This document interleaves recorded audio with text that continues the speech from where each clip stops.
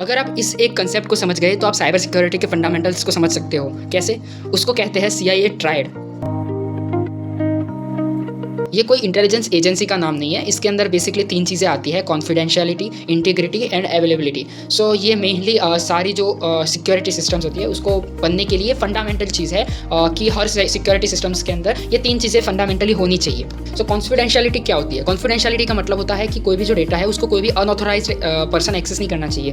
For example, अगर आपके कोई व्हाट्सएप चैट्स है, वो अगर कोई अननोन पर्सन उसको रीड कर सकता है तो वहाँ पे कॉन्फिडेंशियलिटी ब्रेक हो रही है ना। सो उसको अचीव करने के लिए, कॉन्फिडेंशियलिटी को अचीव करने के लिए मेनली यूज़ होते हैं passwords, encryption and access control वगैरह। ठीक है, सो ये इसकी सिक्योरिटी के लिए यूज़ होता है। ठीक है, सो अवेलेबिलिटी का मतलब क्या होता है? सो बेसिकली हमने बहुत सारे सिक्योरिटी मैकेनिज्म एंड टूल्स लगा दिए, ठीक है, हमारी डेटा को प्रोटेक्ट करने के लिए। लेकिन अभी प्रॉब्लम ये हो रही है कि जो डेटा है उसको कोई ऑथोराइज्ड पर्सन अगर एक्सेस करना चाह रहा है फिर भी वो नहीं कर पा रहा है because of the security and all the things. So वो एक बहुत इंपॉर्टेंट फैक्टर है कि वो जो ऑथराइज्ड पर्सन है उसको एक्सेस कर पाना चाहिए जब उसको नीड हो। ठीक है, अगर आपको एक एग्जांपल दूं, हमारी कोई वेबसाइट है और वो अगर क्रैश हो जाती है कोई डीडोस अटैक की वजह से, तो उसके अंदर अवेलेबिलिटी ब्रेक हो जाती है क्योंकि जो ऑथराइज्ड पर्सन है वो भी उसको एक्सेस नहीं कर पा रहा। तो इसको अचीव करने के लिए बैकअप्स का यूज़ किया जाता है। बेसिकली क्या है? सो इंटीग्रिटी बेसिकली है कि जो हमारा डेटा है वो कोई भी परमिशन के बिना उसको चेंज नहीं कर सकना चाहिए। फॉर एग्जांपल, अगर आपका कोई बैंक बैलेंस कोई अननोन पर्सन विदाउट परमिशन अगर बैंक बैलेंस का अमाउंट चेंज कर देता है तो वहाँ पे इंटीग्रिटी ब्रेक हो रही है। ठीक है, सो उसको अचीव करने के लिए हैशिंग का बेसिकली यूज़ होता है एंड डिजिटल सिग्नेचर्स का भी यूज़ होता है। ऑलमोस्ट सारे जो अटैक्स परफॉर्म होते हैं उसके अंदर इन तीनों में से कोई ना कोई एक चीज़ तो ब्रेक होती ही होती है, तब जाके वो अटैक को साइबर अटैक माना जाएगा।